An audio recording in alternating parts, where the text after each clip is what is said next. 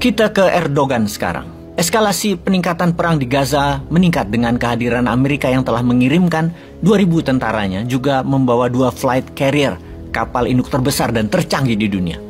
Beda dengan perang di Ukraina yang Amerika cuma pinjam tangan Yahudi Zelensky biar yang korban adalah rakyat Ukraina, bukan tentara Amerika. Namun Israel dengan proyek yang memang diciptakan untuk mesin produksi alat perang Amerika yang harus terciptanya perang oleh Amerika hadir langsung.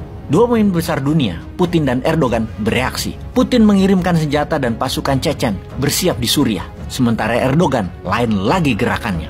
Tensi bukan hanya di Gaza, namun Turki menantang langsung Amerika, di mana Erdogan mengatakan dengan tegas agar Amerika menarik mundur kapal induk dan armada Amerika di wilayah Laut Mediterranean di pantai Israel. Yang dijawab langsung bahwa Amerika tidak menghiraukan perintah Turki dengan mengatakan tidak akan mundur dan akan terus masuk membantu Israel. Apa yang Erdogan lakukan kemudian? Dia mengirimkan armada laut Turkish Navy ke timur Laut Mediterania. Hal ini membuat posisi netral Turki menjadi ambil posisi atau take a side melawan Amerika, terutama ketika Antony Blinken, Menteri Luar Negeri Amerika, mengatakan Amerika memberikan dukungan penuh ke Israel, bahkan bertindak langsung bersama memerangi Hamas. Dengan jelas, Blinken mengucapkan, "I'm here with my Jewish identity," akan membela Israel penuh. Dijawab dengan tegas oleh Erdogan, "I also approach the region as a Muslim and made a statement to support Palestine." Clear sikap Erdogan dan Turki. Blinken bilang gua Yahudi, Erdogan bilang gua Muslim. Blinken bilang gua Amerika, Erdogan bilang gua Turki.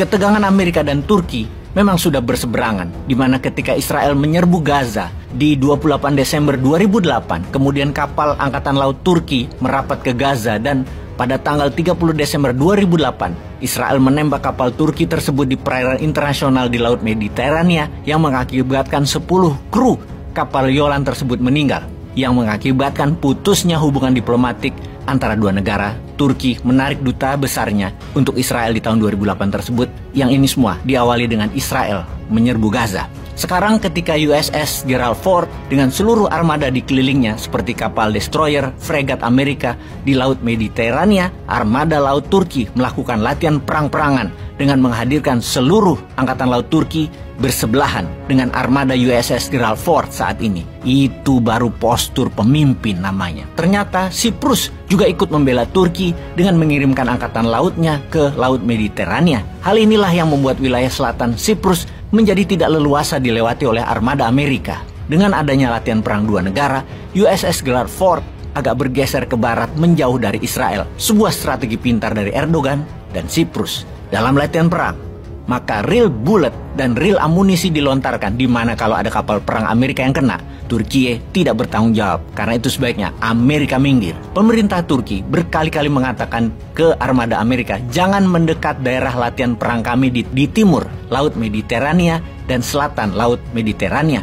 Artinya Turki mengancam langsung kehadiran USS Gerald Ford untuk menyingkir. Lalu apa yang terjadi dengan kebijakan Amerika dengan tindakan Turki tersebut? Adakah hubungannya dengan apa yang Biden katakan bahwa salah besar Israel kalau masuk ke Gaza? Kemudian Biden juga mengatakan kepada Netanyahu harus taat pada aturan perang yang artinya tidak boleh menyerang sipil.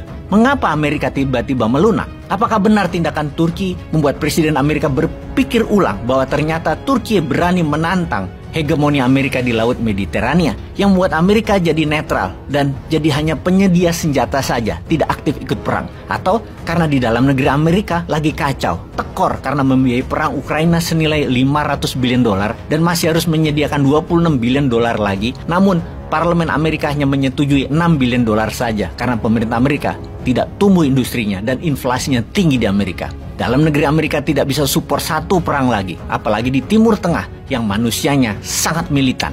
Apakah Amerika mendadak panik karena Erdogan bertemu empat mata dengan pemimpin Iran, Ebrahim Raisi, baru-baru ini yang menjadi perhatian dunia barat? Amerika, Inggris, Perancis mendadak terdiam, juga mendapatkan fakta Putin mendukung Erdogan, di mana dalam diskusi dengan Iran, Erdogan mengatakan kalau Iran aktif masuk perang dengan Israel, Turki mendukung penuh. Turki akan memberikan drone Bayraktar yang canggih yang bisa membuat serangan jarak jauh untuk kekuatan, membantu drone Iran Shahid yang terkenal untuk serangan jarak pendek dan menengah. Agaknya mereka tukeran drone Iran menyerang Israel jarak jauh pakai Bayraktar, Turki serang Israel pakai drone Shahid. Apa nggak sangar tuh keduanya mengapit Israel? Ditambah pasukan Chechen mulai berkumpul di Suriah, tinggal nyebrang ke Lebanon sampai Israel. Di Lebanon juga ada Hizbullah. Di tengah pertemuan Erdogan dengan Ebrahim Raisi, Menteri Luar Negeri Turki, Hakan Fidan bertemu dengan Menteri Luar Negeri Rusia, Lavrov, mendiskusikan Gaza, Suriah, dan Chechen, di mana puncak kesepakatan mereka